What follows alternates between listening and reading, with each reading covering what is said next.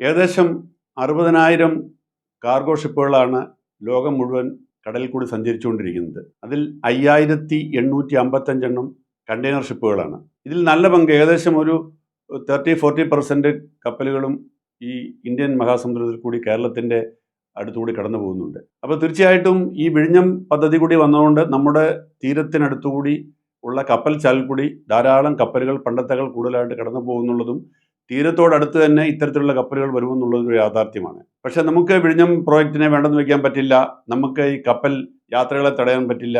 പക്ഷേ ഇത് എന്താണ് ഈ സംഭവിച്ചുകൊണ്ടിരിക്കുന്നത് എന്നുള്ളത് അറിയാനുള്ള ബാധ്യത നമുക്കുണ്ട്. അവിടെയാണ് പല കാര്യങ്ങളും ജനങ്ങളിൽ നിന്ന് മറച്ചു വയ്ക്കുന്നത് കൊണ്ടുണ്ടാകുന്ന അപകടം.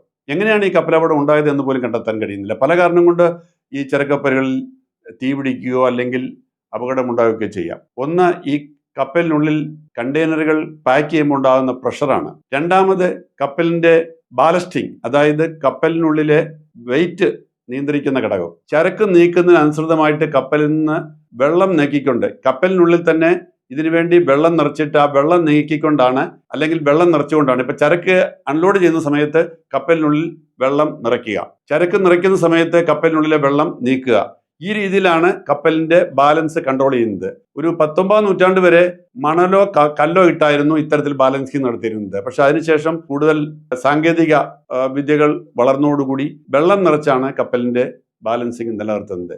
ഈ ബാലൻസിങ്ങിലൊക്കെ വരുന്ന തെറ്റുകളോ അബദ്ധങ്ങളോ ഒക്കെ കപ്പലിൻ്റെ ചെരിവിനും ബാലൻസ് തെറ്റുന്നതിനും അതുവരെ കണ്ടെയ്നറിൻ്റെ ലെവലുകൾ തെറ്റുന്നതിനും അങ്ങനെ അത് തീ പിടിക്കുന്നതിനും മറിയുന്നതിനും കടലിൽ വീഴുന്നതിനും ഒക്കെ ഉള്ള സാധ്യതയുണ്ട്.